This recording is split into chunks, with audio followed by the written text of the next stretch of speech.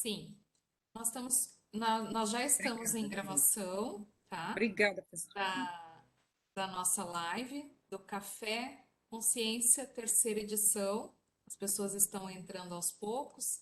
E em nome da Escola de Saúde Pública e da Divisão de Pesquisa em Saúde, da ESP, eu gostaria de dar as boas-vindas a todos e todas e aos nossos convidados, a professora Socorro Chaves e ao Luciano Zini, que é servidor da Secretaria de Saúde, do SEVES, que vai fazer a mediação deste dia, desta edição do Café Consciência.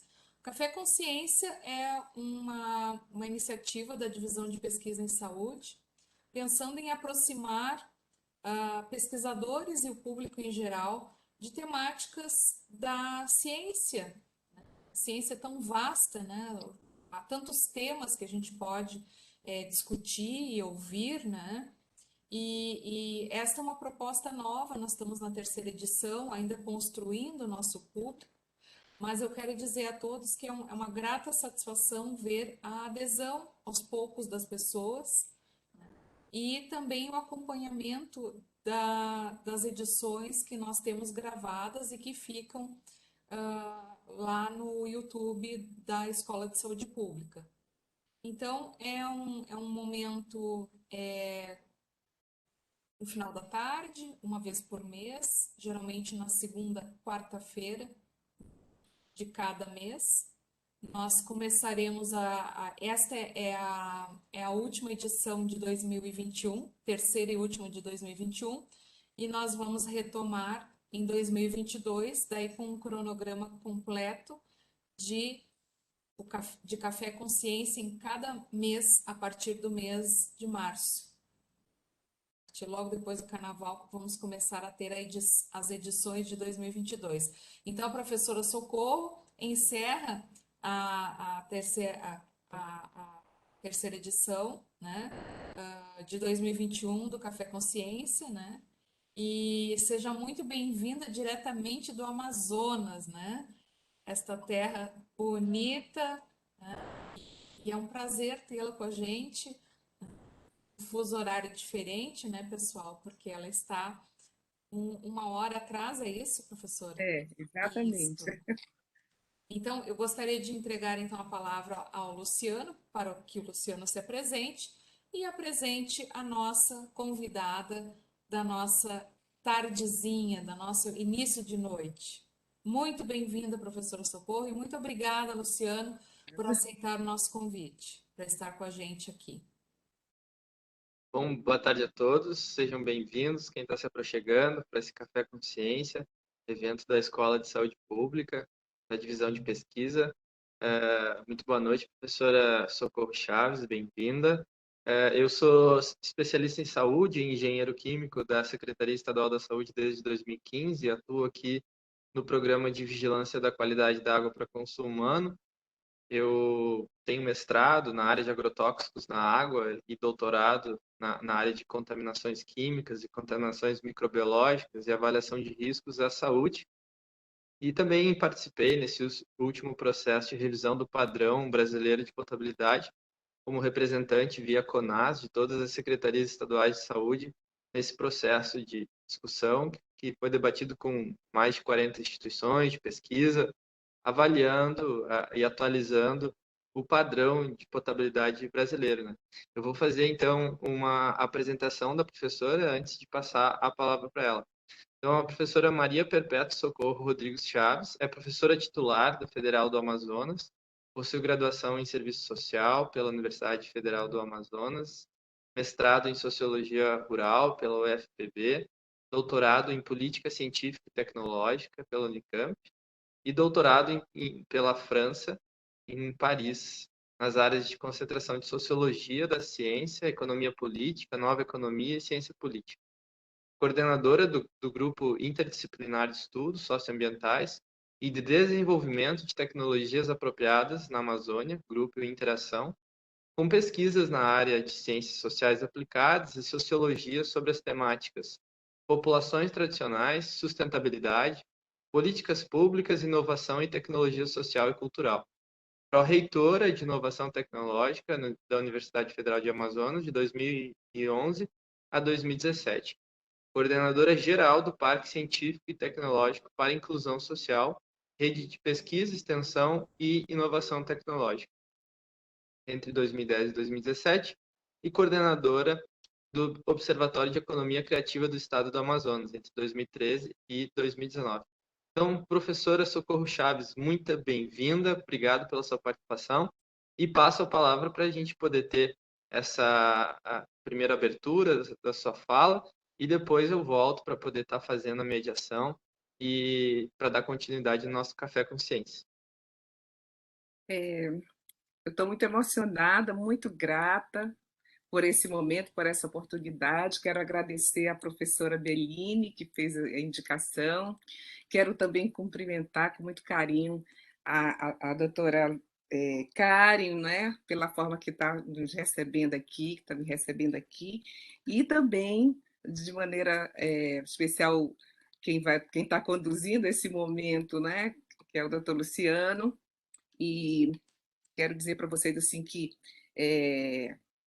agradeço esse espaço, acho e quero elogiar, né, essa iniciativa da Escola de Saúde Pública do Rio Grande do Sul e também agradecer ao professor Alexandre que está aí nos bastidores nos ajudando. Cumprimentar os presentes, cada um que está aqui, que vai estar conosco fazendo, debatendo, né? E eu vou fazer a minha autodescrição, porque vai ficar disponível gravado, então quero fazer minha autodescrição. Eu sou de descendência afro-indígena, as feições de afro-indígenas, estou com o cabelo preso no alto da cabeça, não é muito comprido, né? Uso óculos, estou de brinco, um brinco no formato de pingo, mais aberto, e uso o óculos de cor vinho, que é da cor da minha blusa, que também ela tem uns traços em marrom e amarelo. Eu estou na minha casa aqui em Manaus, né? Eu mando um abraço caloroso para cada um que está nesse momento ou que vai, qualquer momento, participar. Por trás de mim, o cenário é do meu escritório, em casa, que é um verde intenso, que é a minha cor predileta, né? E então, em relação à minha formação, o professor já me apresentou e eu tenho atuado como pesquisadora bolsista produtividade do CNPq, né, há 16 anos, e também coordeno o grupo Interação, que daqui a 2 meses completa 21 anos, e que é o grupo que o professor já citou aqui, não é? Inclusive, aqui assistindo já tem alguns pesquisadores do grupo. Estou aposentada há 5 meses, me aposentei apenas da graduação, na verdade, na UFAM, porque eu atuo em 4 programas de pós-graduação, né? E programas na Rede Bionorte, que trabalha com biodiversidade e biotecnologia, e no programa de biotecnologia, no qual eu sou da linha de gestão de inovação em biotecnologia.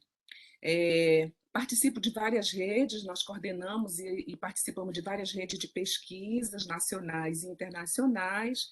Nacional eu destaco o PROCAD, e a internacional eu destaco a rede Multibem, que trabalha para produzir informações, são 7 países da Iberoamérica, para o CITED, né, que é um programa que produz políticas públicas para a Iberoamérica, um programa multilateral, e também eu trabalho com várias assessorias a entidades, organizações da sociedade civil organizada, movimentos sociais. Então, o trabalho que a gente faz de pesquisa, o trabalho que nós produzimos, nós fornecemos e trabalhamos nessa linha de troca, de intercâmbio, de compartilhamento de saberes. Aqui nesse momento, eu vou fazer eu pensei em fazer em 3 momentos, né, essa conversa, né? Eu quero que ela seja assim, bem descontraída. Eu espero que vocês fiquem bem à vontade para fazer questões e colocarem as abordagens de vocês, mas no primeiro momento, o tema que eu fui convidada é para tratar sobre sustentabilidade e saúde, né? Então, eu vou tratar como expressão de um binômio indissociável no campo da pesquisa. E aí eu vou fazer um destaque para a relevância social, acadêmicos, desafios e dilema para o debate nessa área.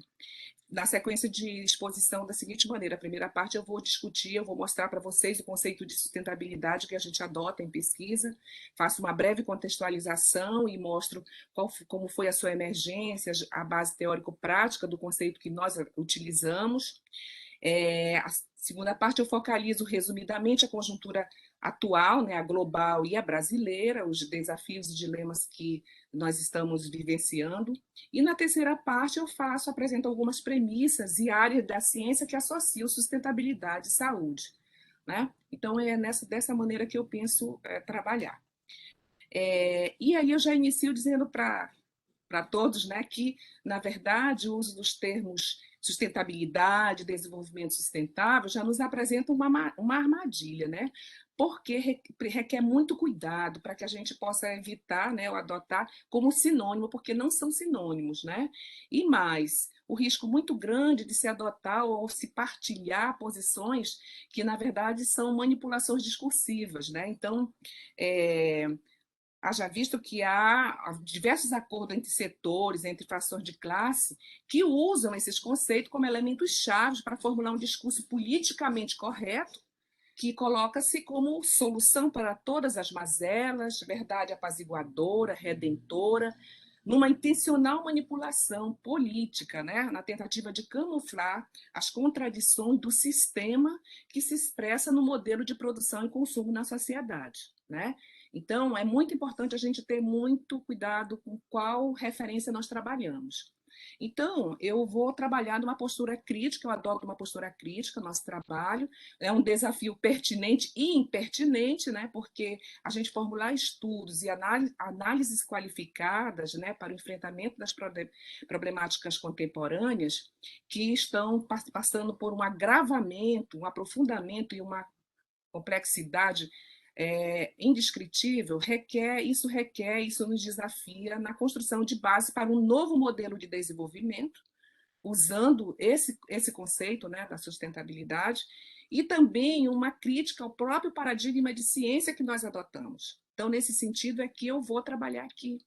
Para abordar o conceito de sustentabilidade, eu acho que é imperativo a todos nós tomar como ponto de partida a relação que temos entre sociedade, cultura e natureza, né? Me parece que esse elemento é um elemento central para se discutir sustentabilidade, porque, de acordo com cada modelo societário adota um modelo de relação, um padrão de relação com a natureza, né? Então, isso aí vai derivar da visão, da percepção de cada indivíduo, mas não do indivíduo de maneira isolada, né? Mas de uma maneira em que ele constrói essa visão a partir dos relacionamentos no âmbito da sua sociedade, da sociedade ou do grupo em que ele vivencia. Daí eu faço a seguinte consideração: trabalhando com povos tradicionais, o que a gente observa é que as sociedades tradicionais elas possuem uma relação de pertencimento à natureza, de integração, o tempo inteiro, tudo que elas produzem é numa integração com a natureza. E isso se diferencia muito da forma como nós, na sociedade urbana industrial, nos relacionamos com a natureza. A relação na sociedade urbana industrial é uma relação na sociedade entre homens e mulheres, e setores e classes sociais, é uma relação de dominação. Então, essa lógica da produção do capital, que se ancora na exploração do trabalho pelo capital, ela é pautada numa dinâmica de dominação entre as classes sociais e na busca incontrolada de vantagens competitivas, né? Para a obtenção de lucro, um lucro desmedido, e na ampliação da produtividade a qualquer custo.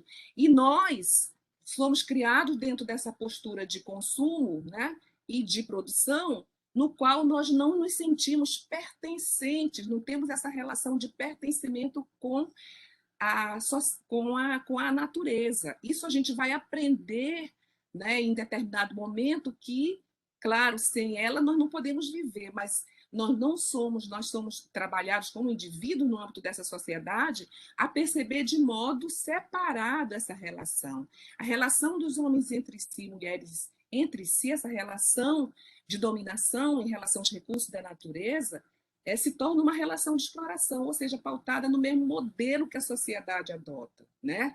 Pelo intenso consumo dos recursos não renováveis, no excessivo desperdício dos recursos renováveis. Então, a gente termina tendo isso. E, por outro lado, ainda nós utilizamos, nos fundamentos da nossa ciência, da ciência que nós trabalhamos, ciência moderna, ela reforça essa visão, né? Afinal de contas, foi a ciência, o desenvolvimento científico, que de braço com capital fez com que ele tivesse todo o avanço que ele tem, chegasse até essa mudança de paradigma do novo paradigma, né? Técnico-econômico, na quarta revolução industrial, né? Então, dito isso, eu quero fazer, aí eu mostro, vamos dizer assim, os fundamentos do que eu vou trabalhar em relação para fazer um breve resgate histórico da constituição do conceito de sustentabilidade. Existem diversos estudos discutindo sociedades sustentáveis, desenvolvimento sustentável, autores, né? Mas eu vou adotar um especificamente aqui, que é com o qual nós temos trabalhado, e tem sido bastante instrumental e importante para nós nessa posição crítica que temos. Então, quero fazer um resgate de como é que ele surge, esse conceito. Na década de 70 do século XX, a questão ambiental, de modo geral, alcançou uma visibilidade, né, em função da preocupação com a finitude dos recursos naturais, pelos setores produtivos, né, e a constatação da irreversibilidade das transformações antropocêntricas que estão acontecendo no meio ambiente, que estão acontecendo na sociedade. Então, essa percepção de que muitos danos que estavam gerados, muitas mudanças que estavam sendo geradas, elas eram danosas e eram irreversíveis, né? Ou seja, foi o fim da ilusão de que não podemos gerar impactos, mas a tecnologia nos permite depois fazer uma mitigação, superar tratar desses impactos. Então, foi um momento em que houve essa preocupação de uma maneira mais clara. Então, a ONU liderando, né, essa preocupação, vamos dizer assim, captando a preocupação de vários setores, de cientistas e também setores da sociedade, eles vão, então, começar todo um processo de discussão, de aprofundamento, para discutir o modelo, vamos dizer assim, o desenvolvimento de seus efeitos ambientais a partir de conferências mundiais sobre meio ambiente. E aí eles começam a organizar, então, em 1970, para que fosse realizada em 1972, em Estocolmo, a Conferência Mundial sobre Meio Ambiente. O secretário, aqui eu conto assim, essa história que eu acho bem relevante, para vocês entenderem quem é o autor que nós utilizamos e por que utilizamos, né? Então, o secretário-geral dessa conferência, o Maurice Strong, ele convidou o Ignacy Sachs, o doutor Ignacy Sachs, um economista polonês naturalizado na França, para elaborar um instrumento guia para as reuniões preparatórias, para que fosse discutido nas reuniões preparatórias uma análise sobre o desenvolvimento naquele momento que havia na sociedade e os efeitos ambientais. Então, ele é, assim como tantos outros, uma das principais referências para pensar o conceito de sustentabilidade. E aí, então, em 1970, ele criou o Centro Internacional de Pesquisa em Meio Ambiente e Desenvolvimento, que o professor Luciano ainda agora informou que eu fiz um doutorado lá, né, na equipe dele, na década de 90 já. Mas ele criou esse centro para estudar com sua equipe o desenvolvimento e os seus efeitos ambientais e sociais. Então, o Ignacy Sachs, com essa equipe de pesquisa, ele formulou o conceito de ecodesenvolvimento, né? Que a conferência, Maurice Strong, que é o secretário-geral, ele, em 1973, publicou um livro usando o termo pela primeira vez. Mas, olha só, eu vou mostrar para vocês qual foi o que ele diz nesse conceito dele, o que significa esse conceito ecodesenvolvimento. Né? Eu vou deixar bem claro para vocês aqui. vou tentar deixar claro de maneira bem sintética, né? Ele destacou a amplitude dos efeitos nocivos, dos impactos gerados, né, pelo modo de produção e de consumo, né? Numa percepção de que o modelo de desenvolvimento estava comprometendo seriamente a biodiversidade do planeta. Mas ele não colocou a responsabilidade na costa de todos. Ele fez uma crítica explícita ao padrão de desenvolvimento conduzido pelos países ricos, vivenciado pelos países, usufruído pelos países ricos, e da relação que esses países do eixo norte, ou do hemisfério norte, tinham com os países considerados pobres ou em desenvolvimento, ricos em biodiversidade, do hemisfério sul. Né? Então, o texto dele era extremamente crítico, nesse sentido. E aí, o conteúdo que ele utiliza é assim: ele vai abordar a satisfação das necessidades básicas. Até aquele momento, todas as discussões sobre a questão da problemática era centrada na questão da finitude dos recursos, das bases materiais para a produção. E ele vai trazer outros elementos, ele vai discutir isso, mas ele vai trazer outros elementos que são importantes para o conceito, que é essa base mais psicossocial, trabalhar a questão dos sujeitos em si, na questão da percepção do sujeito, da visão de mundo, a defesa da autonomia das populações, que ele chama de self-reliance, né? Então, ele vai falar dos povos tradicionais, né? E o reconhecimento da relevância que esses povos têm na forma de manejar os recursos locais, orientados pelos valores socioculturais, que ele vai chamar de savoir-faire. Então, ele traz um conteúdo completamente diferenciado para dizer: olha, os países ricos têm que parar esse modelo e ele diz parar mesmo, parar esse modelo de produção e começar a incentivar e a reconhecer o saber fazer dos povos tradicionais e aprender com eles nova lógica de relacionamento com a natureza e na sociedade. Então, os fundamentos da teoria, do conceito que ele cria, né, é uma defesa intransigente de ações afirmativas de cidadania, de criação de oportunidades, de iniciativa, de dignidade do ser humano, não é? A questão mesmo do desenvolvimento nacional, da soberania e dos valores socioculturais. Então, ele tinha como objetivo propor que a necessidade de um esforço para construir uma sociedade livre, justa e solidária. Né? E mais, ele propunha também esforços para erradicar a pobreza e a marginalização, ou seja, reduzir as desigualdades sociais, regionais, entre países e promover o bem de todos, sem preconceito de origem, raça, sexo, cor, etnia e quaisquer outras formas de preconceito ou de discriminação.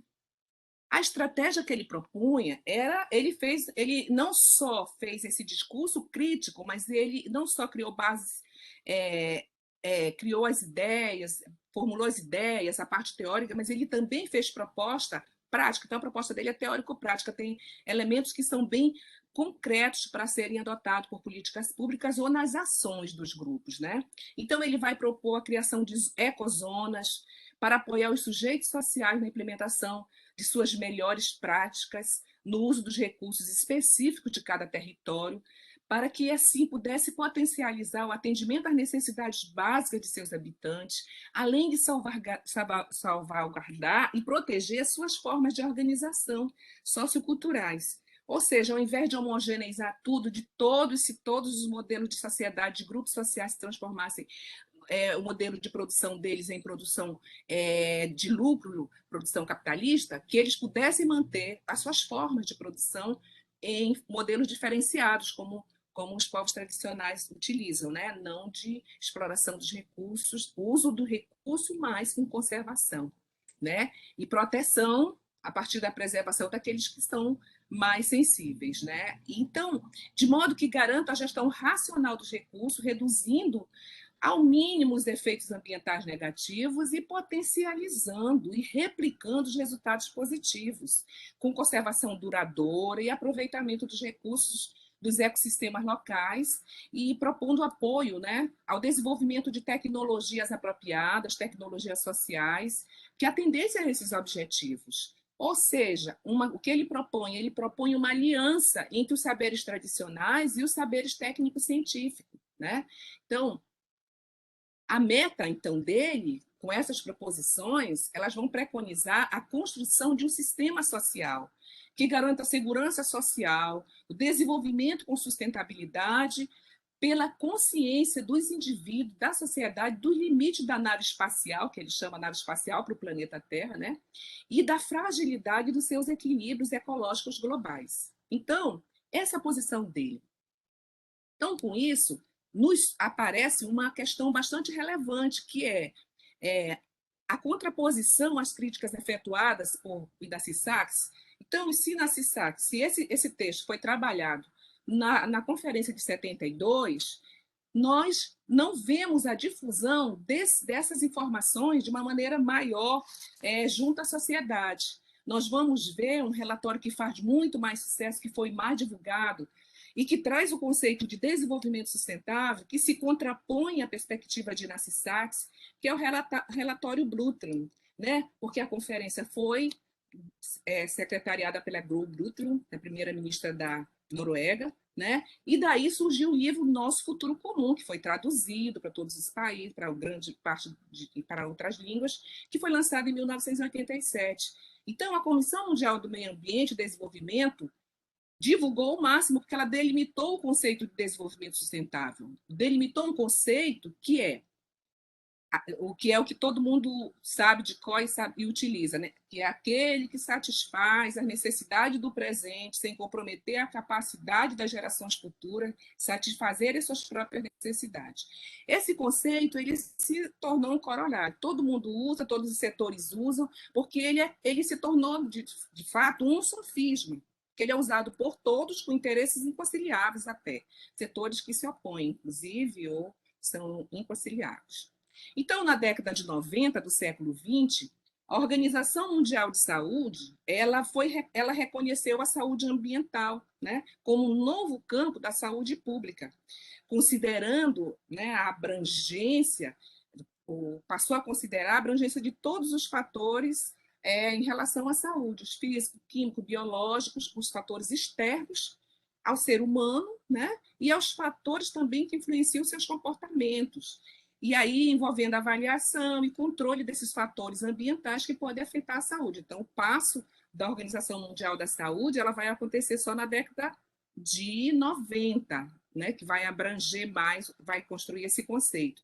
Mas naquele momento ainda não se considerava os comportamentos relacionados à dimensão social, cultural e de genética, que foram reconhecidas só nos anos 2000.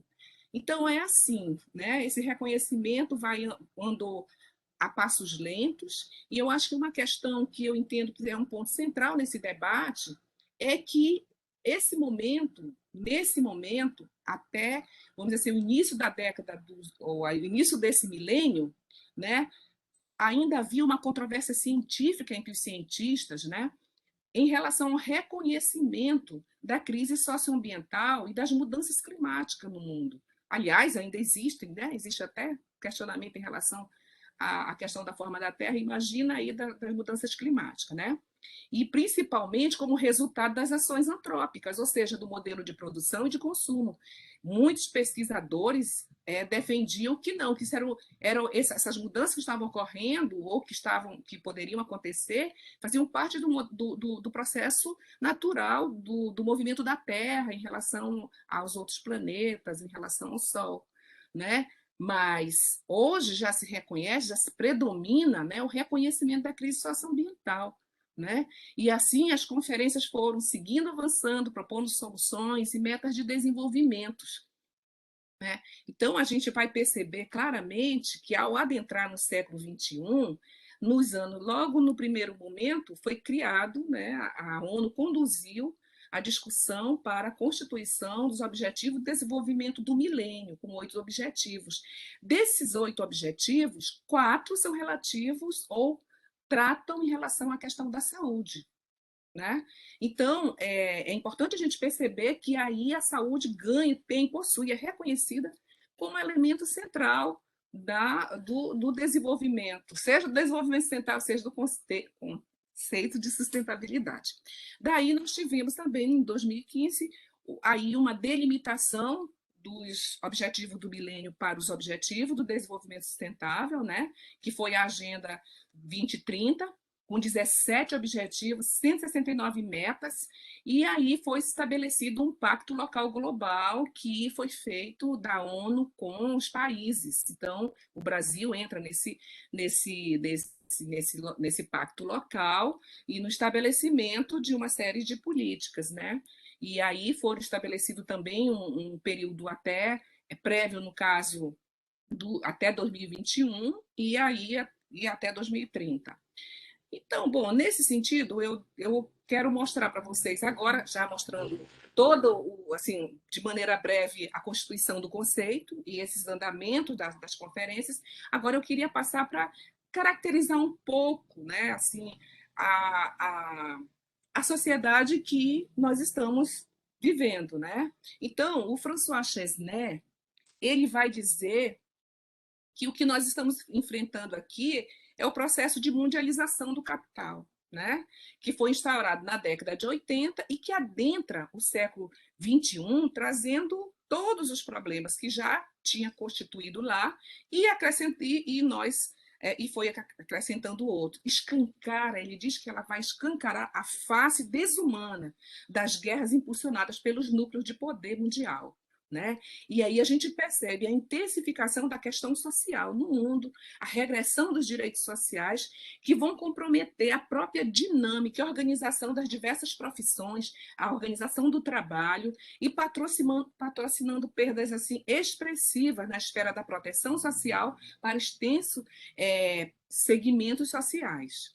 E aí, 3 elementos ele coloca. Ele vai dizer que o que está acontecendo, porque se fala da crise do capital e todo mundo pensa que é uma crise, mas o capital ele vive de crise em crise e essas crises que ele vai enfrentando, se fortalecendo e mais do que tudo, ele vai criando uma nova face para se adaptar.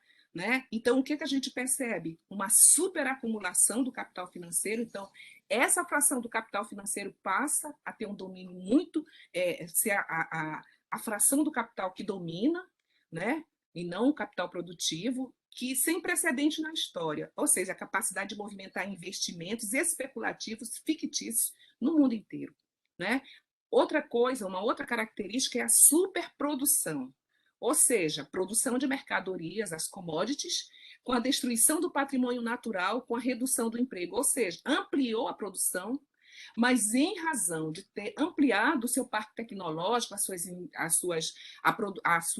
suas tecnologias, a inovação na área de tecnologias, ele possibilita que o trabalho, a extinção de postos de trabalho e aí a redução do emprego. Né? Então, nós temos uma sociedade jobless, ou seja, sem emprego. É uma redução clara dos empregos. Inclusive, tem um professor, né, o professor que é um amigo meu lá da Universidade da UNAM, lá do México, Celso Garrido, que ele diz o seguinte, ele mostra, os estudos dele mostram que está sendo reduzido, a redução é tão grande do nível de emprego, é tão acelerada, né, até aqui ela está em torno de 30%, né?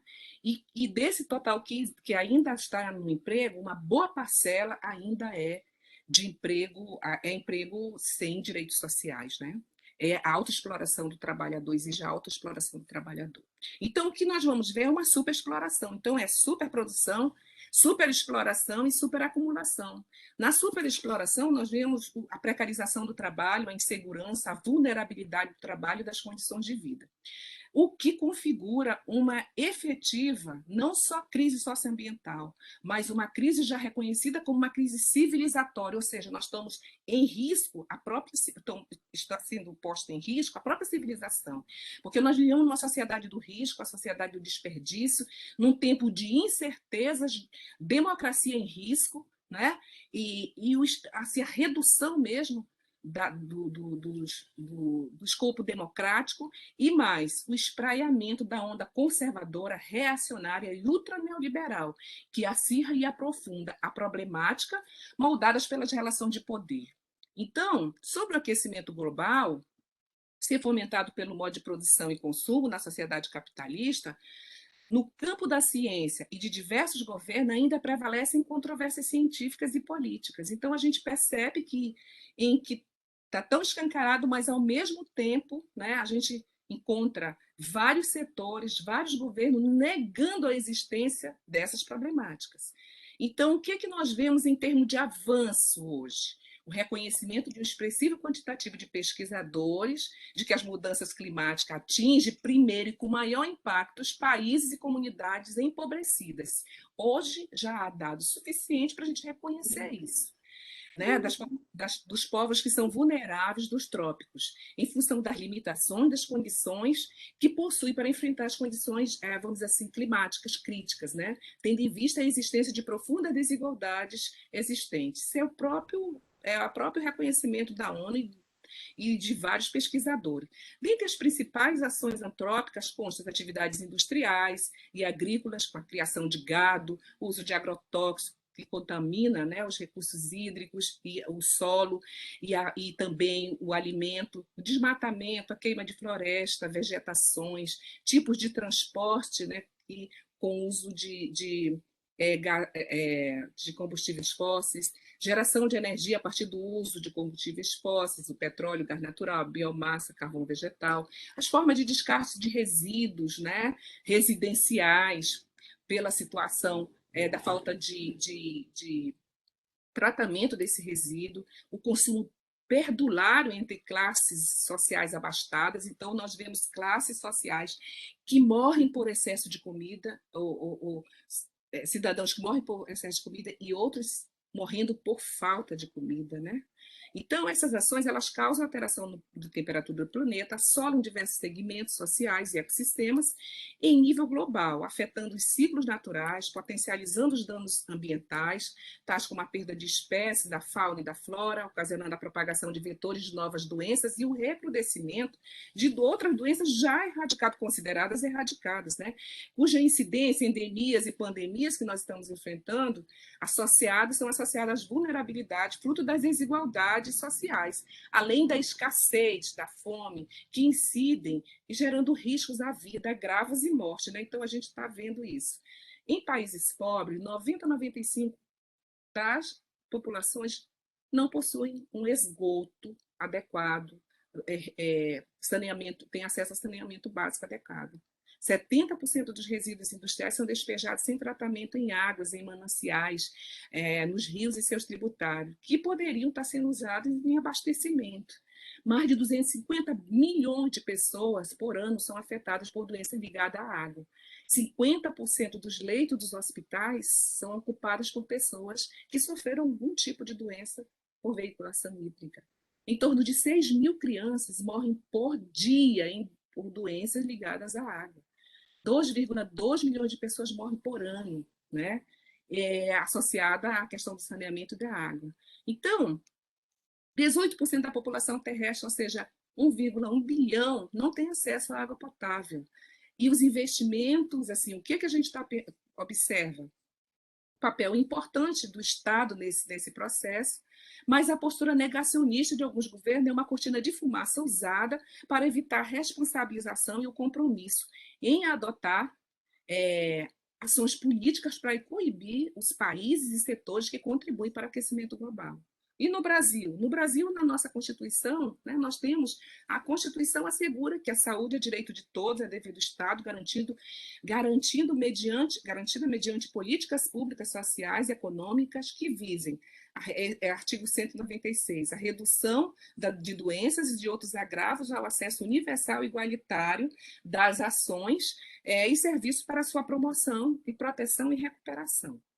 E no artigo 225, que trata sobre meio ambiente, nós vamos ver direito ao meio ambiente, né? Nós todos os cidadãos têm, né? Ecologicamente, um meio ambiente ecologicamente equilibrado, que é um bem de uso comum do povo e é essencial à sadia qualidade de vida, impondo-se ao poder público e à coletividade o dever de defender, preservá-lo para as presentes e futuras gerações.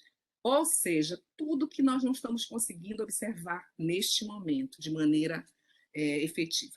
Então, em 2016, a partir do golpe impetrado, né, no governo Dilma, essa onda conservadora, reacionária e ultraneoliberal, ela assumiu características assim notórias e cresceu de uma maneira avassaladora no seu caráter capitalista, colonialista, patriarcal, racista, heteronormativo, jurídica, fundamentalista, né, midiática. E ela continua se alastrando, gerando, além de incerteza, miséria e morte. Né? Então, mediante esse contexto pandêmico, um conjunto de fatores limitantes tornaram-se explícitos, reveladas a partir das tendências estruturais, como os quadros científicos são marcados pela condição de classe e gênero. Então, a gente vê dentro da própria ciência, né, as condições de classe e gênero que marcam a nossa ciência. Né? Mais homens, nós somos uma sociedade com mais mulheres, mas muito mais homens são cientistas, né? Têm acesso, são a esse saber fazer, né? E agora esse processo está sendo agravado pela necropolítica de cunho fascista e negacionista do governo, que denega a priorização das políticas públicas, né? A comunidade acadêmica brasileira enfrenta um acentuado enfraquecimento, com ampla redução de investimentos no sistema de inovação nacional, com ampliação do limite de acesso, isso aí gera um limite de acesso à formação educacional e científica no país. É agravada por uma campanha de descrédito das autoridades e veracidades científicas, e uma situação que amplia significativamente o abismo social e tecnológico do país, dificultando os limites históricos, né, de diálogo entre ciência e sociedade. Me preocupa porque eu penso o seguinte: muita gente não vai às ruas para defender a ciência porque não existe, nós precisamos ampliar esse diálogo. Né? A questão da distribuição das competências técnicas científicas elas são diferenciadas ao longo do país, a partir das regiões. Então, a gente vê que os recursos estão mais centrados no centro-sul do país. Né? E o maior impacto de todos esses fatores recai sobre os segmentos empobrecidos, a dificuldade de acesso à educação, a dificuldade, né, de conhecer. Então, eu entendo que há duas ordens de desafios hoje para nós: a luta para garantir a manutenção de direitos já conquistados e avançar na conquista de novos. E aí que eu venho fazer uma pequena seletiva de premissas e áreas da ciência que se coadunam saúde e sustentabilidade. Então, mediante as mudanças climáticas, que extrapolam as fronteiras locais, regionais e nacionais, os desequilíbrios ambientais, o recrudescimento de doenças e riscos sociais, é importante que o nosso trabalho ele tenha como consideração os segmentos sociais com os quais nós vamos trabalhar, considerar diversidades geracionais, étnicas, raciais, de gênero LGBTQ+, e valores socioculturais, as práticas e os saberes tradicionais, pessoas com deficiência, comunidades e grupos em condições de vulnerabilidade, trabalhadores, ou seja, a saúde laboral. Então, não dá para a gente trabalhar utilizando saúde e sustentabilidade sem perceber, né, esses elementos que são tão importantes e que servem para a exclusão de diversos segmentos. E mais do que tudo, o Brasil é um país continente que tem vários biomas, é uma diversidade muito grande, é o amazônico, o pantanal, e biomas gigantescos, né, vamos dizer. Então, tem uma diversidade e cada território desse possui especificidade, seus ecossistemas são diversificados e os grupos sociais também. Né? Há uma diversidade, há uma sociobiodiversidade muito rica, o país tem tudo isso. Então, em termos espaciais e territoriais, nós percebemos também que nossas pesquisas elas não podem ser ou só centrada no urbano ou só centrada no rural, ou quando trabalhamos no urbano, não perceber a articulação e como os problemas estão imbricados entre urbano e rural, que fazem parte da mesma, vamos dizer assim, que sofrem o mesmo, são afetados pelo desordenado, né? A desordem gerada pela lógica do capital, né? Que parece que ordena, sob a lógica do capital, o meio urbano, uma série que enfrenta problemas demográficos, segregação urbana. Desculpem, gente, eu estou um pouco querendo acelerar, né? Porque eu estou vendo o tempo aqui.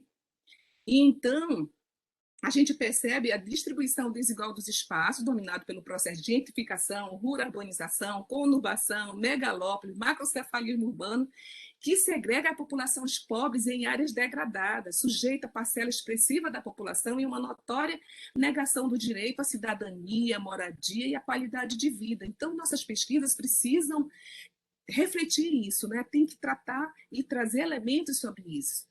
Com relação às habitações, nós percebemos que elas estão situadas, a partir dessa organização do capital, em locais, as habitações das pessoas empobrecidas, em locais de risco e vulnerabilidade social e ambiental, em áreas sujeitas a desastres ambientais, poluídas por resíduos sólidos, oriundo do descarte inadequado de dejetos residenciais e industriais. A precariedade ou a inexistência de serviços de limpeza, de coleta, gera proliferação de vetores de doenças em razão da precariedade ou da falta de saneamento básico de políticas públicas que, devido à carência de investimento na criação de sistemas de captação, tratamento e distribuição de esgotos, ou seja, já tem sido limitado ao longo da história, com redução dos recursos, com a política neoliberal, isso se esgota cada vez mais. Então, no meio rural, nós vamos encontrar contexto e território de povos tradicionais, com limitação de acesso aos bens e serviços sociais. Se no meio urbano isso é limitado, no meio rural, o acesso à saúde, à educação, assistência social, ao crédito, né, e à energia, né, a gente percebe que é muito maior. E aí nós estamos nos confrontando com a depressão dos ecossistemas e da biodiversidade, a expropriação dos territórios que geram um deslocamento de povos originários, etnias indígenas e tradicionais que que viviam com práticas sustentáveis de manejo nos seus territórios, elas passam a engrossar os quantitativos de índios desaldeados nas cidades e vivendo nessas condições de carência. 2/3 da produção de alimentos, da pequena produção, é que garante o alimento na nossa mesa, no nosso país. Né? Isso é por 70%, em alguns lugares 75%. E isso carece que a gente faça estudos sobre segurança alimentar, né? Apoio com estudos e orientações técnicas nessa área, ou seja, não dá para ter saúde sem que essa questão possa ser tratada. Quanto aos recursos hídricos, o que é que nós temos? Somos um dos países que tem a maior concentração de recursos hídricos. Nós aqui vivemos na região, né, que tem em torno de 20% da água doce do planeta. Mas o que é que nós estamos vendo? Diversas formas de contaminação dos rios, pelos garimpos ilegais, pelos garimpos que são incentivados de ocuparem áreas indígenas e mananciais, né? E isso tem contaminado peixes, tem surgido novas doenças, novas contaminações, também no caso dos frutos do mar, e a questão das praias, né, que são do lazer. Então, eu acho que, mediante tudo isso, nós requeremos alguns requerimentos importantes para desenvolver projetos, programas de pesquisa, que são, né, investir na questão de políticas públicas, fornecer subsídios qualificados, manter atualizações sistemáticas e intersetorialidade. Então, nosso olhar para políticas públicas é muito importante. Nosso olhar para a biotecnologia para a saúde também é fundamental.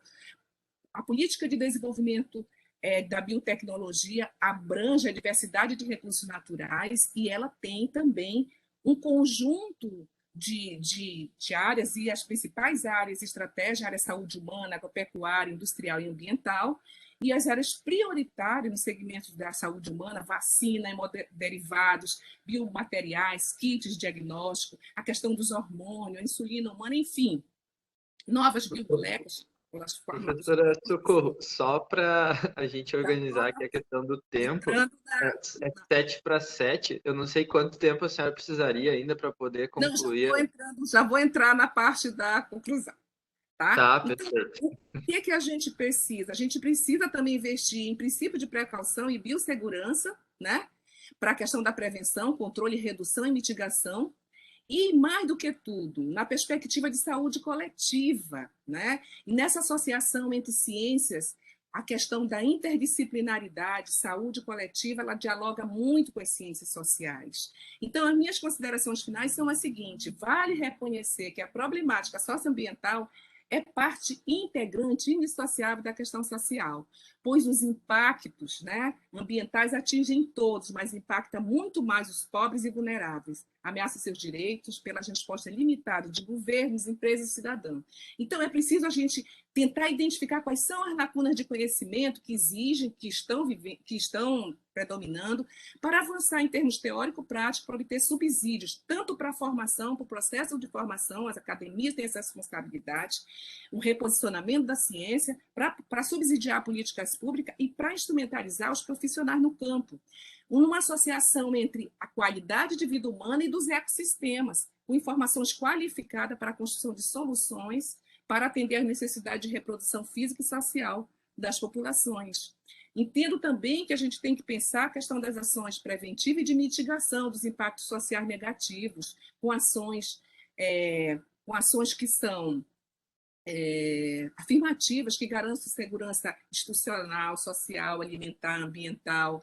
E aí eu penso que 3 pilares metodológicos são importantes. A pesquisa inter e transdisciplinar, tendo como imperativa a emergência de amplos diálogos entre saberes técnicos e científicos, com reconhecimento e valorização da ciência e de suas práticas, e do cientista, a valorização do cientista que eu defendo, né? Mas também o diálogo, né? Ao compromisso, a ampliação das redes de comunicação e acessibilidade aos conhecimentos, a difusão, a publicização, a socialização para fortalecimento, para que esses conhecimentos eles possam, sim, vir, né, a ser realmente parte das políticas públicas e dos direitos humanos e sociais. A participação também nesse processo dos atores envolvidos, ou seja, da sociedade, dos segmentos organizados, para que a gente possa ter a adoção de educação ambiental com estratégias educacionais na área da saúde, de socialização de saberes e de práticas preventivas, né? Aumentar o leque de parcerias, aqui eu entendo que aumentar o leque de parcerias técnicas, financeiras, setoriais, para otimizar os recursos, para otimizar, para ampliar os nossos esforços, para potencializar o alcance e a capilaridade das nossas ações, são fundamentais. Então, desenvolver pesquisa, desenvolvimento e inovação visando a transferência de tecnologia para o setor da saúde, com inovação aberta, acelerar a entrega dessa nossa produção de conhecimento para a sociedade, que nada fique guardado, né, nas nossas gavetas. Então, é desenvolver mecanismo também de avaliação e monitoramento, enfim, um processo socioeducativo em que o indivíduo tenha consciência de si nesse processo e possa atuar com responsabilidade nessa área. Então, eu entendo que hoje a gente tem que tratar do que Horton coloca como a era pós-2015, que é que trata da sustentabilidade global da saúde humana, né? Que garanta a sobrevivência, a prosperidade, e além de um manifesto da saúde global, mas assim, numa visão planetária da sociedade de saúde humana. Esse conceito possa trazer uma visão planetária. E, por fim, eu, então, entendo que a saúde é a base da sustentabilidade. E isso vai além do estabelecimento de decretos, de um mero estilo tecnológico, é multidimensional, depende de mudanças socioinstitucionais do Estado, políticas públicas, abrange a negação da lógica produtivista do capital, é fundada nas necessidades, né, e na valorização. A questão também de mudanças práticas, sociais e da mentalidade da nossa relação com o meio ambiente, das práticas científicas, das pesquisas, da formação técnica, né, orientada pelo compromisso social sobre o binômio saúde e sustentabilidade. E isso é imprescindível para que a gente possa subsidiar políticas que contribuam para a conservação da sociobiodiversidade, ou seja, da vida humana e da vida dos biomas e dos ecossistemas. Desculpem se eu passei do tempo. Genial, professora Socorro Chaves. Não dá vontade de parar de ouvir a senhora. E nem Eu, falar. eu fui fazendo algumas anotações aqui ao longo da sua fala a respeito da questão da biodiversidade. Tem um exemplo da Amazônia 4.0, né, onde tem produção de açaí, gira em torno de 1, 2 bilhões de reais por ano no PIB brasileiro, e é no meio da floresta, sem ter que destruir a biodiversidade, né? Foi muito comentado a respeito, por exemplo, de mudanças climáticas, né? Então, 2020, o que o INPE aponta é um aumento do desmatamento e queimadas na floresta amazônica, e como possíveis macro consequências que aconteceram aqui no Rio Grande do Sul. Aí pode me questionar, mas as queimadas lá na Amazônia, no norte do país, teve consequência aqui? Sim, teve. Cientistas apontam que pode ter correlação com o fato de 320 municípios terem declarado situação de calamidade pública em função de estiagem. Então, faltou água no Rio Grande do Sul, em mais de 320 municípios. E nós aqui, a gente imagina, estou voltando aos poucos às atividades em campo, né? Eu sou responsável principalmente pelas inspeções sanitárias que acontecem nos sistemas de abastecimento de água. E ao chegar nos municípios, tem relatos de que as pessoas, principalmente da zona rural, chegavam desesperadas na prefeitura porque não tinham água para beber, não tinham água para descentação dos animais, não tinham água para a irrigação da agricultura. Esses são os efeitos climáticos, né? Que há um negacionismo em relação a eles, de que eles podem acontecer. E a senhora, bom, tem todo o domínio dessa questão social. Eu, como engenheiro, fico aqui ouvindo, quase não consegui acompanhar o raciocínio, mas assim, o trabalho na vigilância ambiental, ele é muito contra-hegemônico. É muito difícil a gente exercer esse nosso papel, e a vigilância ambiental no Brasil ela é relativamente nova, né? Em 2019 ela completou 20 anos, e é um desafio, principalmente quando bate de frente com o interesse econômico. Por exemplo, o Rio Grande do Sul, ele tinha aqui um projeto de uma mina de carvão mineral no município de Guaíba, que fica a 10 quilômetros aqui da capital de Porto Alegre. São 4.500 hectares, 6.300 campos de futebol. E estava projetado para extrair 166 milhões de toneladas de carvão mineral. E isso geraria 200 milhões de metros cúbicos de cascalho e 422 milhões de metros cúbicos de areia. E o governo atual se elegeu e com esse projeto debaixo do braço. Só que no meio do caminho se depara, né, com o que o mundo vem apontando, ou enfim, não sei se de repente esses efeitos já de impactos climáticos e muda a direção, e ele se coloca contra esse projeto, vendo o que pode acontecer, sem contar que é o manancial, né, o Lago Guaíba, que abastece aqui 1,5 milhão de pessoas, que ficaria sujeito, se tivesse algum desastre ambiental, análogo ao que aconteceu em Mariana, Brumadinho, de impactar no abastecimento da população da capital do Rio Grande do Sul. E também a questão da qualidade do ar, né? Porque poderia, como gera muitos sólidos particulados, isso poderia comprometer a qualidade do ar e impactar. Mas veja, nessa lógica de recursos, né? Que são combustíveis fósseis finitos, mas que num contexto que a gente está de revolução 4.0 ou da tecnologia ou da sustentabilidade, outras alternativas para se ter energia elétrica, né? A energia solar, painéis solares, a energia eólica, substituir na nossa matriz energética fontes renováveis de energia. Essa questão do carvão mineral, além disso, o carvão do Rio Grande do Sul, ele tem muito enxofre, e o enxofre ele também pode provocar chuva ácida.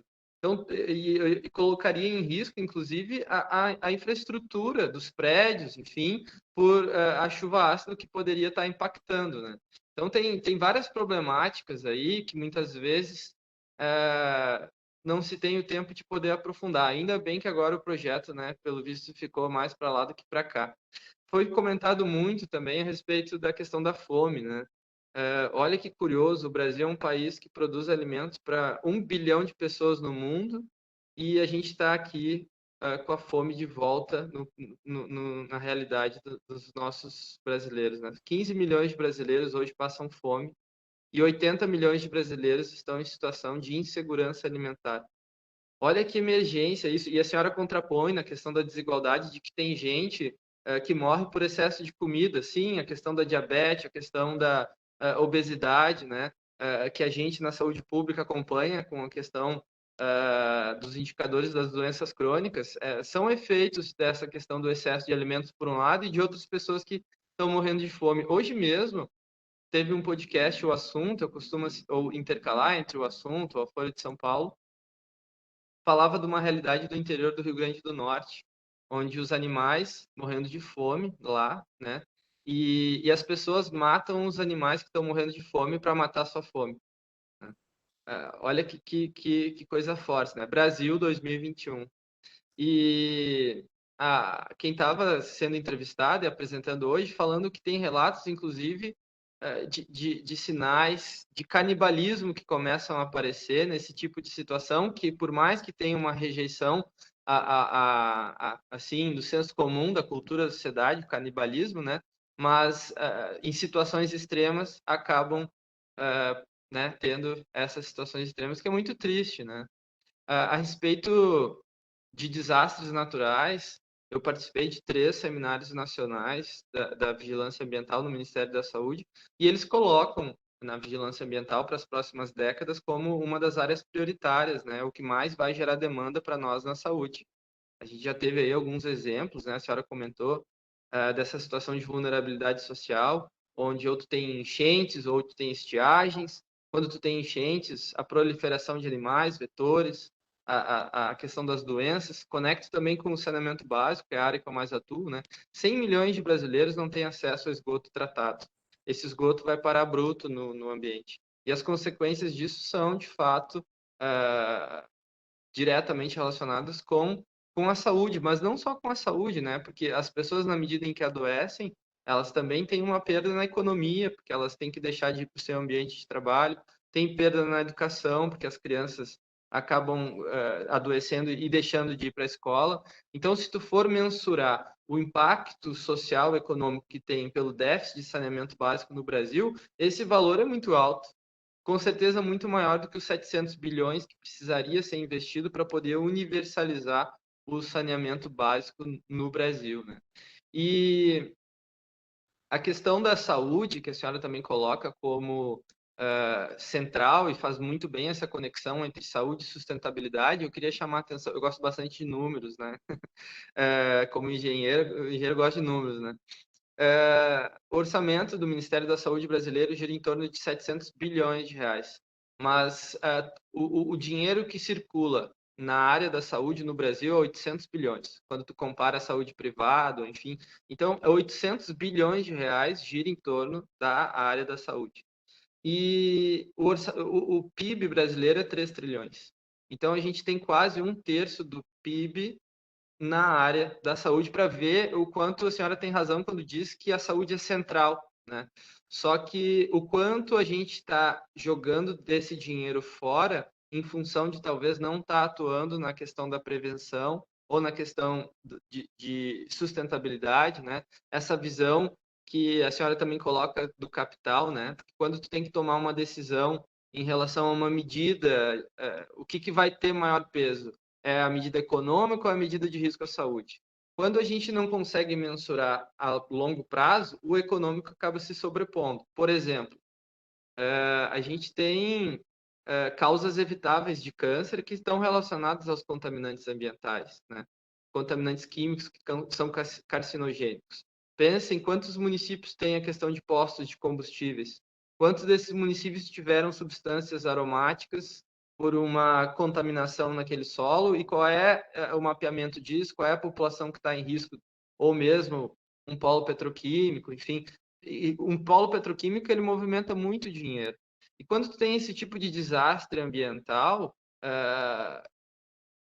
o quanto isso influencia, né, nas decisões dos gestores. Tem alguns filmes que relatam isso, né? Aquela incrível história da Eric Buxville, que investiga lá nos Estados Unidos uma contaminação por arsênio, se não me engano, né, no abastecimento de água. É aquilo que acontece na realidade. E só para fechar o meu comentário, eu não poderia deixar de comentar a respeito do agronegócio, né? O quanto a gente tem a questão de agrotóxicos, a senhora também menciona, né? Agrotóxicos que impactam o meio ambiente, impactam o solo, o ar, a água, os alimentos. E aí, quem de nós que vai para comprar um alimento e sabe qual é a qualidade daquele alimento, quais os resíduos de agrotóxicos que estão presentes? a gente não tem, né? Tem muito pouca informação sobre os agrotóxicos que tem nos alimentos, mas a gente tem da água, a gente vem acompanhando aqui semestre a semestre, né? E vê que vem aumentando tanto o número de quantificações quanto as concentrações. E aí eu queria dar uma contrapartida, assim, em relação ao agronegócio, aqui no Rio Grande do Sul, especialmente, que ele recebe 10 bilhões em subsídios e isenções, né? E com a justificativa de que é para colocar a comida na mesa do gaúcho ou do brasileiro. Mas que contraponto isso, né? De que tem gente passando fome e essa comida não está chegando na mesa do brasileiro, né?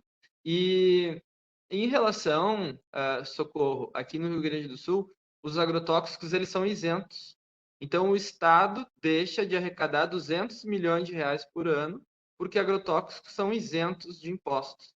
Só que daí é um pouco na contralógica disso, né? Porque os agrotóxicos, o Estado deveria ter um suporte, subsídio, para poder tomar suas ações, avaliar o que está chegando no ambiente, o que está chegando.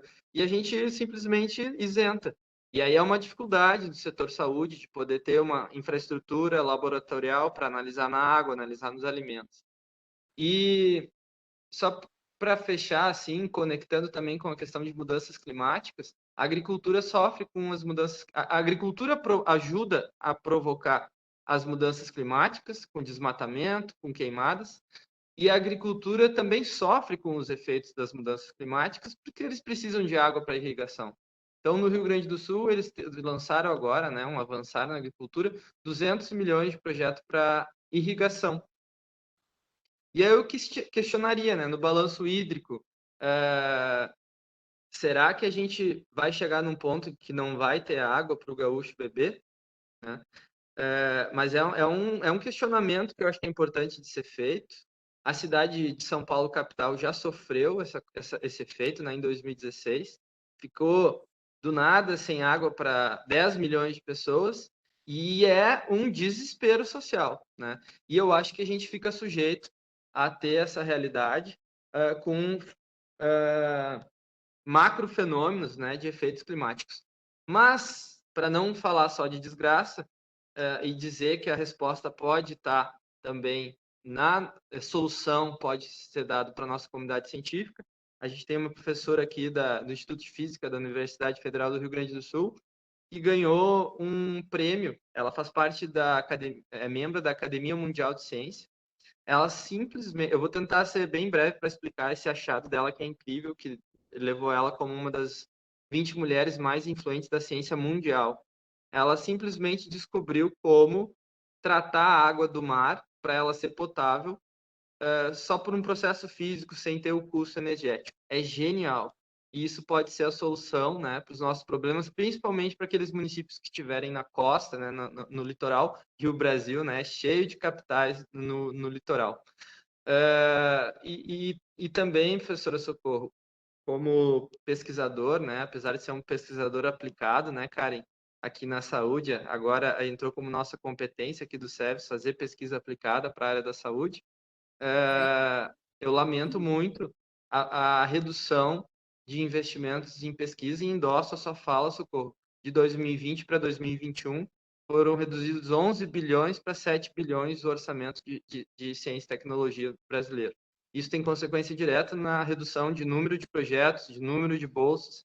A gente reduziu 40% o número de bolsas de pós-doutorado, e isso tem consequências lamentáveis, principalmente para o nosso futuro.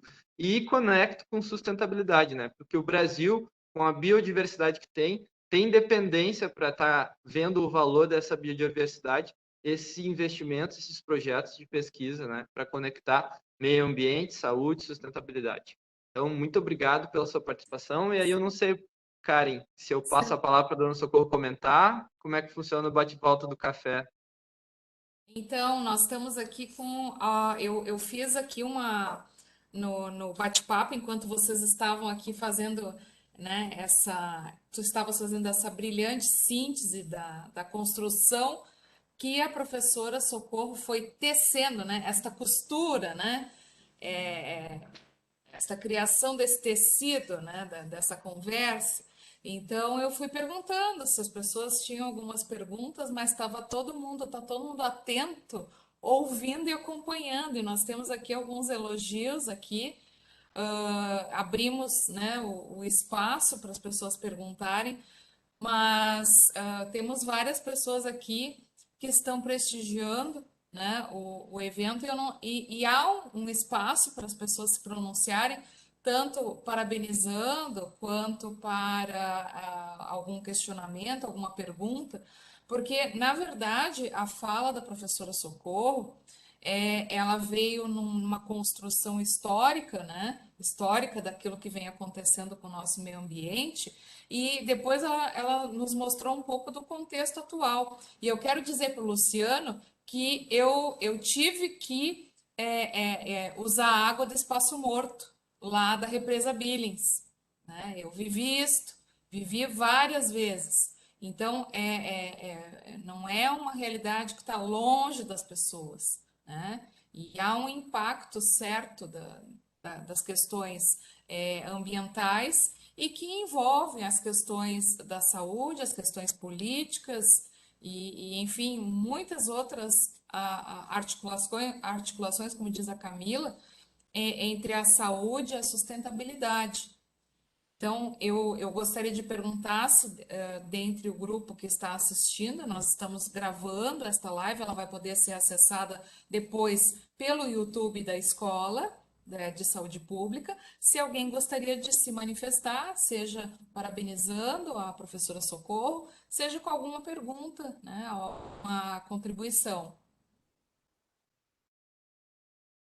Eu tenho alguns comentários também para fazer, porque eu acho que o professor também colocou coisas interessantes. Aí, se alguém quiser falar, eu acho que pode se inscrever, não é isso?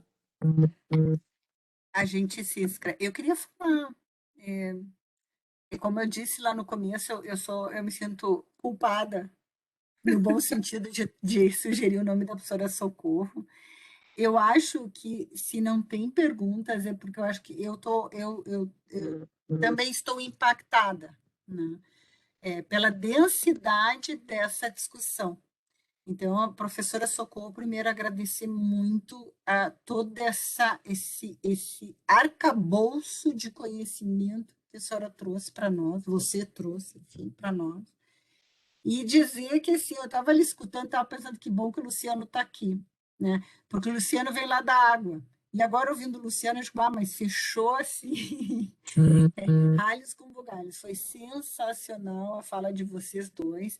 Eu me aproximei um pouco, Socorro, da questão da sustentabilidade, dessa discussão com a professora Débora, né, que nos deixou este ano. E um dos autores que ela me apresentou foi o Elimar Nascimento. E numa publicação lá de 2012, e agora ali escutando, eu fico pensando, passou um tempo, não tanto tempo, e ouvindo o Luciano, e por isso que eu acho que nós estamos impactados, né? E o Nascimento apontava lá em 2012 sobre esse agravamento da crise ambiental. E ele dizia que se assim continuasse esse cenário, nós poderíamos, né, do aquecimento global, enfim, estaríamos nos encaminhando para a autoextinção. Ele dizia isso, escrevia sobre isso lá num artigo sobre a trajetória da sustentabilidade. Então, assim, quando eu li isso, eu vi autoextinção, eu fiquei impactada. E agora, ouvindo vocês, e não tem, ainda que o Luciano tenha tentado trazer assim, não, vamos falar só para não falar de coisa ruim, as perspectivas são muito dramáticas, elas não são otimistas, elas são pessimistas, né? E eu acho que esses dados que a Socorro traz, a professora Socorro traz, e que o Luciano traz, eles nos preocupam mais ainda, né? E somando com toda essa introdução que a professora Socorro traz, né, de uma realidade, de um país que é racista, classista, machista, e agora ainda nós temos, né, esses recortes todos que a Socorro traz, essa questão da necropolítica do Estado decidindo quem vive e quem morre, né? E toda essa questão ambiental, como a professora Socorro diz, ela é seletiva também, ela vai atingir principalmente as populações mais vulneráveis. Então, assim, as perspectivas, elas não são... Eu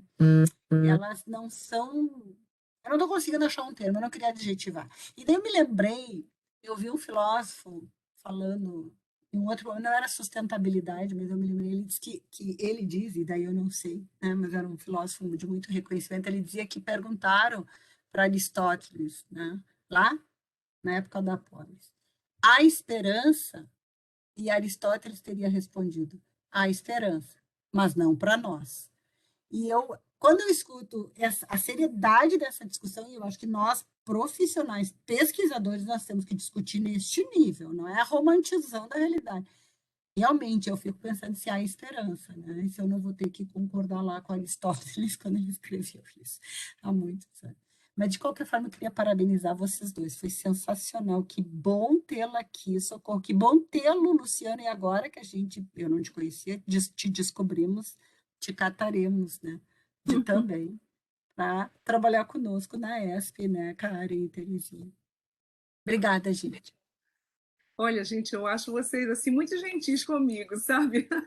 E até porque assim, foi difícil para mim selecionar o que poderia falar, porque é tão complexa e a gente tem tanto tempo, né, de produção, a gente termina. Mas olha, eu fiquei assim muito feliz porque realmente eu fiquei preocupada. A gente sempre, eu pelo menos fico sempre preocupado com o debatedor, né? Porque o debatedor vem e te diz, olha, não concordo com isso, com aquilo. E a gente afinou tanto aqui, foi tão afinado que eu comecei a anotar aqui que ele falou e lembrei de uma série de coisas. A questão primeira que ele falou foi a questão da falta de água. E nós fizemos uma pesquisa, tem um livro, nós temos um livro em PDF, que foi da calha do Rio Amazonas Solimões, é o maior rio em volume de água, de extensão, e nós estudamos desde a sua nascente até o seu estuário. Nós passamos 3 anos fazendo pesquisa, e a partir daí nós fizemos uma grande mobilização aqui na região, e foi quando foi criado o Ministério da Pesca e a Secretaria da Pesca. Enfim, nós conseguimos emplacar 24 medidas de políticas públicas naquele momento, a nossa equipe trabalhando tudo isso. Mais uma das coisas que não era só a nossa equipe, não era só o Grupo Interação, não, era um conjunto, sabe? Era um pool de grupos, nós formamos uma rede. Comandada pelo Petreri, e que é um dos maiores especialistas na área de pesca. E eu coordenava a parte social, vamos dizer assim. Então, uma coisa que nós destacamos quando fechamos o diagnóstico todo era que isso foi entre 2002 e 2005, e o nosso resultado foi que haveria esse fenômeno no Brasil e no resto do continente, porque haveriam os impactos que estão sofrendo o Rio Amazonas, desde a sua nascente, desde quando ele sai do Peru, quando ele chega aqui, o tipo de pesca, está havendo uma redução, e o tipo de uso, a questão dos agrotóxicos, uma série de coisas. O que a gente está percebendo? Uma redução no volume de água do rio. E isso significava uma redução nos rios voadores, porque o rio ele evapora e se transforma em rios voadores, que a gente chama de rios voadores, e eles irrigam todo o continente. Então, isso aí que está acontecendo, nós apresentamos isso. Né? Nós apresentamos em conferência de meio ambiente, de ciência, de não sei o quê. Tudo quando foi conferência, nós fomos. A própria ministra defendeu, desceu e defendeu. Mas só que, então a gente já sabia, quer dizer, a gente ofereceu as informações para políticas públicas, mas nenhuma medida foi tomada. Quer dizer, foi tomado da criação da secretaria, que depois foi extinta. Né? Então, a gente perdeu essa... A questão da alternativa de energia. Vocês acreditam que do que nós produzimos em energia somos uma das regiões que... Porque todo mundo a gente estuda, quando vai fazer o Enem e tal, que a região que produz mais energético no mundo é a região do Ruhr, na Alemanha. Só que a região que produz mais energético é a região amazônica, porque parte do que sai daqui como energético vai para outros países, e uma boa parcela vai sem entrar, sem ter, de maneira ilegal, inclusive, que não gera, vamos dizer assim, impostos, e nós não ganhamos com ele. O que eu notei, já estou passando aqui. E o que acontece? Desses 100% de energia que nós produzimos, 5% apenas fica para a gente usufruir aqui dentro da região. E isso faz com que as populações ribeirinhas, mais de 300 mil comunidades, fiquem às escuras. A produção de energia que eles têm. E aí tem uma pesquisadora aqui, a Gisele, que defendeu a dissertação dela, analisando isso, e eu trabalho com isso desde a década de 90 também, de 91, discutindo essa questão. Então, o que é caríssima. A energia para eles, comparada à que nós temos, é 1000% mais cara o que eles usam. Então, são tantas situações que a gente fica com dificuldade realmente de colocar todos os dados que você gosta, não é? E eu também sou uma assistente social que ama tecnologia, porque aí a questão é a gente se apropriar dessa tecnologia e fazer com que ela seja utilizada a nosso favor. Nós não podemos virar as costas, nós temos que dominá-la. E outra coisa é em relação ao crescimento. Olha, no mundo, a tendência mundial é crescimento de investimento na área de saúde, de pesquisa. O crescimento é na ordem de 30%, 35% em alguns lugares, enfim, varia de 25% a 35%. E no Brasil, isso só está diminuindo. A ordem de corte é muito maior do que a ordem de aumento nos outros países, sabe? Então, a gente tem que fazer parcerias mesmo, a gente tem que se juntar para otimizar e também para a gente se enriquecer. Olha, eu falei, não sei quanto tempo, eu dizia para as meninas, eu sempre cumpria o tempo à risca, mas cada vez mais vai ficando mais difícil, porque tem muito mais coisas, está mais complexas as situações para a gente tratar. Mas eu fiquei, quando o Luciano coloca, ele tem uma série de informações que são importantes para a gente trabalhar aqui, sabe? Porque o nosso alvo são as políticas públicas. E ao longo dessa história a gente já conseguiu fazer com que muitas fossem se apropriadas. Claro que nessa medida, vamos dizer, de 5% para 100% do que a gente produz. Mas em algumas medidas são muito importantes, né? A gente não pode parar, a gente não pode desistir. Eu concordo, professora Bellini, eu agradeço a oportunidade mesmo, e a Karen, né? E a aula também que eu tive do Luciano, vocês já estão com ele aí, a gente precisa trazer ele para cá, né? Então, nessa rede, a gente pode fazer isso, a gente pode fazer compartilhamento de saberes, e quem vai ganhar somos todos nós e aquelas que são alvo do nosso compromisso de produzir uma ciência com competência, né? A produção científica com excelência e com compromisso social. Então, eu Professora queria deixar para Socorro, vocês. fazer essa integração entre a parte mais meridional do nosso país, num país continental, e a região amazônica de uma beleza, né? Fazer esta reflexão e fazer esta integração é de uma beleza ímpar, né? Isso só traz a enriquecer esta discussão, né? Que realmente nesta tarde aqui as pessoas estão nos acompanhando, né? E foi uma riqueza, né? Quando o Luciano trouxe também essa questão da proposta carbonífera, né, Luciano?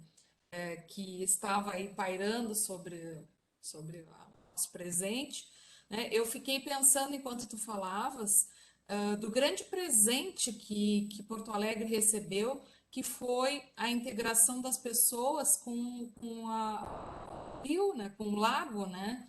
E a possibilidade de ter lazer, de se apropriar daquele espaço. E eu fiquei pensando, digo, como é uma riqueza e como também na região amazônica a água ela é extremamente importante, né? Não somente sobre o aspecto da parte toda de sustentabilidade, mas também de comunicação e de transporte entre as pessoas. Então, Exatamente. realmente, não, as Exatamente. coisas estamos todos de fato interligados, né? Estamos todos em conexão. E eu gostaria de também sinalizar a presença da nossa diretora, do qual eu sou substituta, a professora Terezinha Valduga Cardoso, que está assistindo desde praticamente do início, né, professora? Está aqui acompanhando e prestigiando o nosso Café Consciência. E aqui, enquanto vocês estavam fazendo as suas considerações, o pessoal estava colocando no bate-papo, né, solicitando o seu livro, que a Camila já gentilmente colocou o link aqui para o pessoal da residência, né, da Residência Integrada em Saúde da Escola de Saúde Pública, colocou aqui, e também uma outra pessoa que perguntou a respeito o Daniel a respeito de como seria, como está, né, em que pé está a produção sustentável no Amazonas.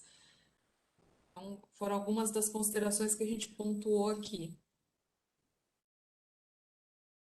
É uma pergunta em que pé está a produção sustentável aqui no Isso, Amazonas? isso. Nós temos muitas experiências, são diversas experiências que estão sendo feitas pelos povos tradicionais, pelo movimento, pela aliança entre os povos da floresta, os povos das águas e os povos da terra, né? Que são os grandes movimentos sociais que tem na região. Então, tem experiências belíssimas, cada experiência mais interessante do que a outra, mas, ao mesmo tempo, ainda limitada por conta de políticas públicas que são extremamente danosas, que limitam essas ações, né?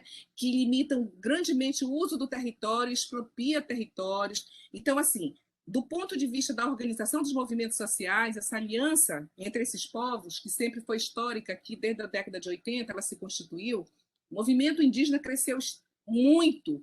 O movimento indígena está com uma autonomia de proposições, de atuação, de mobilização, mas é o que está sofrendo mais ataques, vamos dizer assim. Mas nós temos também um movimento de seringueiros e extrativistas, né, que são liderando os povos da floresta.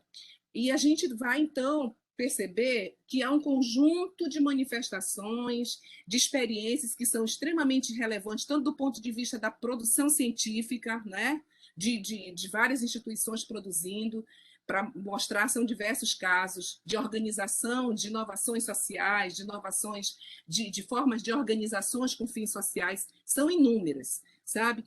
Por outro lado, o Estado, as políticas públicas, elas ainda são extremamente limitadas. Então, a gente tem uma luta feroz nesse campo, né? Uma luta que dificulta muito tudo que nós temos que fazer. Então, assim, a gente tem, por exemplo, aqui uma série de pessoas, assim, eu não conheço todas as pessoas, mas eu tenho absoluta certeza que todos nós que trabalhamos com esse compromisso de desenvolver ações com sustentabilidade e uma ciência compromissada, nós vamos sempre estar aliados aos movimentos sociais. E eu acho que não dá para a gente não ter esse diálogo, até porque a gente precisa fazer transferência de tecnologia. A transferência de tecnologia, porque muita gente ainda pensa que publicar é uma obrigação que você tem que fazer só para você melhorar o seu currículo. Eu vejo, sim, o compromisso que nós temos, o compromisso de nós colocarmos tudo que produzimos na mão dos profissionais, na mão das pessoas, socializar para os segmentos sociais que estão se organizando. Então, nós produzimos muita coisa, mas nós temos que dialogar muito mais com a sociedade. Então, uma das coisas que eu estou pedindo mais aí, que eu queria enfatizar, é esse apelo, é a gente fazer parcerias, a gente se articular. A Beline, a professora Beline, junto com a gente, já estamos numa rede na área do serviço social, né? Liderada pela nossa universidade, mas em parceria para a gente com um Procad Amazônia, um projeto, né? E acho que já estamos com 3 anos, vamos, acho que seguir mais uns 2 anos, né, professora? E é a PUC do Rio, ou a PUC do Rio Grande do Sul, a Federal do Pará e nós, a Federal do Amazonas. Né? Então, eu acho que é importante. Agora, tem uma coisa que eu queria deixar, porque eu sei que o tempo já se exauriu, e eu queria deixar uma poesia que quem me conhece sabe que eu não deixo, eu tenho autorização do poeta, né, para falar, mas só que eu faço uma pequena alteração no que ele disse, tá? Que é o Tiago de Mello, que é poeta aqui do Amazonas, né? Que ele diz, e eu acho que é isso que está sendo posto para todos nós. Quem sabe o que quer e onde quer chegar, ele diz, encontra o caminho certo, mas eu digo, constrói o caminho certo, porque o caminho não está pronto, a gente tem que construir, constrói o caminho certo e o jeito de caminhar. Então, gente, vamos ficar juntos, não basta só a gente conversar aqui, eu acho que foi uma oportunidade enorme de a gente dialogar, mas vamos manter essa chama, a gente precisa construir essa esperança, é muito importante. Né? E esse momento é um momento que nos desafia. Eu agradeço muito a escola de saúde, né? Agradeço a professora Karen e a outra professora, a outra gestora que está aqui prestigiando, eu agradeço muitíssimo. Professora Beline, né, que me deu a oportunidade, e cada um que está aqui participando, e um prazer também de ouvir o debate proposto pelo professor pesquisador Luciano. Então, eu penso que a gente tem... Olha, vocês estão de parabéns, continuem com essa iniciativa e podem contar que eu vou convidar todos os meus alunos e quando vocês lançarem, mandem para nós, por favor, que a gente vai divulgar e vocês vão ver que vai ter muito mais gente daqui da Amazônia participando. Hoje que eu distribuí os convites e a Camila me ajudou. Então, e tem um outro evento sendo promovido pelo PROCAD, que é o programa Rede que nós estamos, e a professora Beline. Então, nós estamos concorrendo com as audiências, né? Aí, então, mas eu quero dizer para vocês, muito obrigada mesmo, muito sucesso. Parabéns pela essa iniciativa. Obrigado, professora Socorro, obrigado pela sua presença, obrigado, Karen, da ESP, a diretora Terezinha. Eu queria, como epidemiologista de campo, acabei de concluir essa especialização, né? O Ministério da Saúde capacitou 800 servidores, no Brasil foi um deles, principalmente para estar a rede preparada para o enfrentamento de situações como foi essa da pandemia de Covid, né? E como servidor público do SUS gaúcho, eu queria fazer uma fala em repúdio aqui, uma declaração que o ministro da Saúde deu recentemente numa coletiva de imprensa, comentando que é preferível morrer do que perder a liberdade, né? E está diretamente relacionado às ações de medida de proteção que nós, servidores da saúde, recomendamos para evitar que as pessoas se contaminassem por Covid, né? E eu acho que é em função desse tipo de discurso colocado em prática política que o Brasil hoje infelizmente amarga com 10% das mortes de Covid no mundo, sendo que o país tem 2,7% da população mundial. Então, morreu muito mais gente de Covid no Brasil do que poderia ter morrido se tivessem sido tomadas medidas de vigilância, de proteção, de prevenção, né?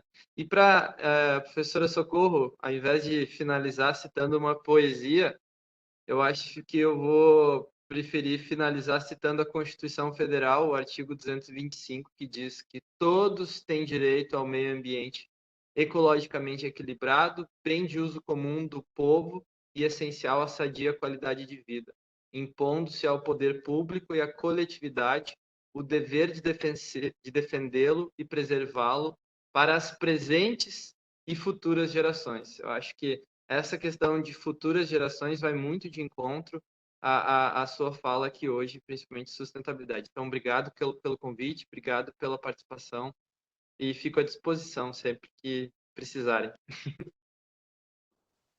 Então, está Olha, mais do eu que reforçado, só porque eu falei esse artigo também, então está mais do que reforçado. Eu só tenho a agradecer a todos que ficaram conosco até esse momento, aos que estiveram prestigiando, aos nossos convidados, professora Socorro, sempre bem-vinda, Luciano, continua com a gente, parceiro, aí com a escola e a divisão de pesquisa em saúde. E damos por encerrado mais um Café Consciência, né? Ano que vem continuaremos aí, agora vamos ter um recessozinho aí de Natal e Ano Novo. Ano que vem viremos com mais novidades nesse Café Consciência, com mais convidados, né? E estão todos, né, convidados para conhecer o que temos aí para 2022. Então, muito obrigada por tudo e encerramos por aqui esta live. Um abraço a todos. Tchau, um abraço. Tchau, Abraço tchau. para cada um de vocês. Um abraço caloroso daqui de Manaus, que está quentinho. Tchau, obrigada. Tchau.